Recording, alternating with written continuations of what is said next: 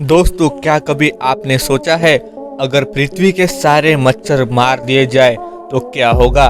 दोस्तों, आप लोगों ने तरह तरह के खतरनाक जीवों के बारे में सुना होगा, लेकिन क्या आप किसी ऐसे जीव के बारे में जानते हैं जिसकी वजह से हर साल लगभग 10 लाख लोग मारे जाते हैं। जी हाँ दोस्तों, वो खतरनाक जीव और कोई नहीं बल्कि मच्छर है। अब आप सोच रहे होंगे कि मच्छर जिसे हम चुटकियों में मसल कर मार सकते हैं, ये इतने ज़्यादा खतरनाक है, तो क्यों ना इस दुनिया से सारे मच्छरों को ख़त्म ही कर दिया जाए। ऐसे में दोस्तों, आज की वीडियो में आपको इसी सवाल का जवाब मिलेगा, जिसमें हम आपको बताने वाले हैं कि अगर इस दुनिया से सारे मच्छरों को मार दिया जाए तो क्या होगा। वीडियो के अंत तक बने रहिए। दोस्तों, मच्छर एक छोटा सा कीड़ा ही तो है जो इतना खतरनाक हो सकता है, किसी ने सोचा भी नहीं। लेकिन हम आपको बता दें, डेंगू, मलेरिया और पीला बुखार जैसे बीमारियां मच्छर ही फैलाते हैं।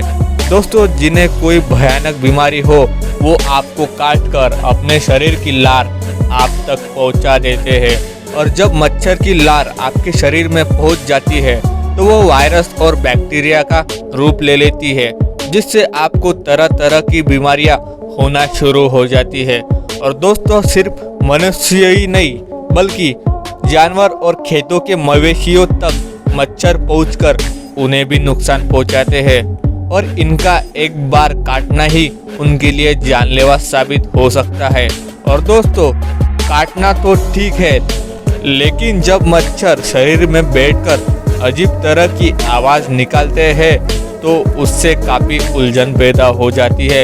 ऐसे में दोस्तों, अगर दुनिया भर के मच्छरों की गिनती करें तो ये तो नामुमकिन लगता है, क्योंकि ये इतनी ज़्यादा तादाद में होते हैं कि हम लोग इनका अनुमान भी नहीं लगा सकते कि ये कहाँ पर और किस जगह मौजूद है। लेकिन हाँ, एक रिपोर्ट के मुताबिक ये पाया गया है कि अलास्का में ही 7 ट्रिलियन मच्छर मौजूद है।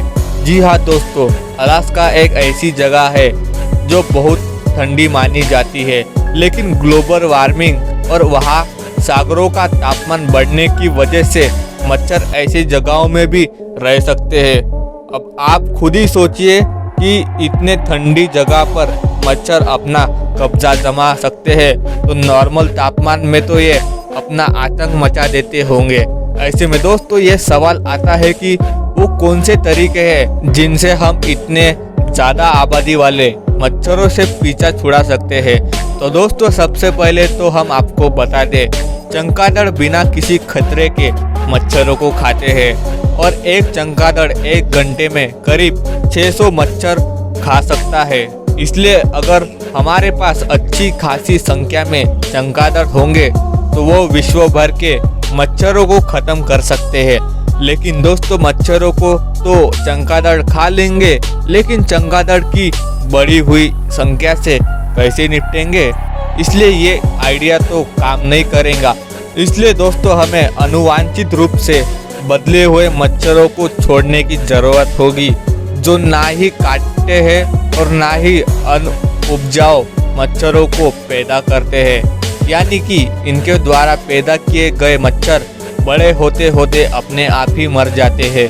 इसलिए इस काम में भले ही कुछ समय लगेगा, लेकिन कुछ ही सालों में इस तरह सारे मच्छर खत्म हो जाएंगे। अब जब दोस्तों इस दुनिया के मच्छर आर्टिफिशियल तरीके से ख़त्म हो सकते हैं, तो क्या इनके ख़त्म होने पर हमारे धरती पर कोई प्रभाव पड़ेगा। दोस्तों, इसके जवाब में हम बस इतना ही कहेंगे कि कोई भी ऐसी चीज़ जो रोज़मर्रा परेशान करने के लिए तैयार रहती है, अगर वो अचानक से ही हमारी ज़िंदगी से चली जाए तो फ़र्क तो बहुत पड़ेगा।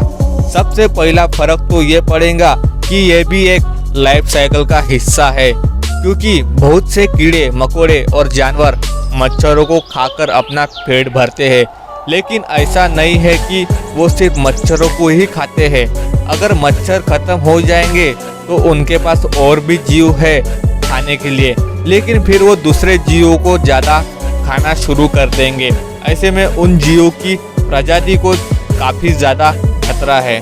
और अगर बात दूसरे प्रभाव की करें तो अमेज़न रेन फॉरेस्ट में कहा जाता है कि बहुत से लोग यहाँ पेड़ काटने इसलिए नहीं जाते क्योंकि यहाँ के मच्छर एक मिनट भी लोगों को कहीं खड़ा नहीं होने देते, जिस वजह से आप ये भी कह सकते हैं कि इन मच्छरों ने प्रकृति की खूबसूरती को बनाए रखा है। और तो और दोस्तों, सबसे बड़ा प्रभाव तो ये है कि इन्हीं मच्छरों के वजह से बहुत से बच्चे रात में जगकर पढ़ाई कर पाते हैं, वरना तो अगर ये मच्छर ना होते तो उन्हें आराम से नींद आ जाएंगी।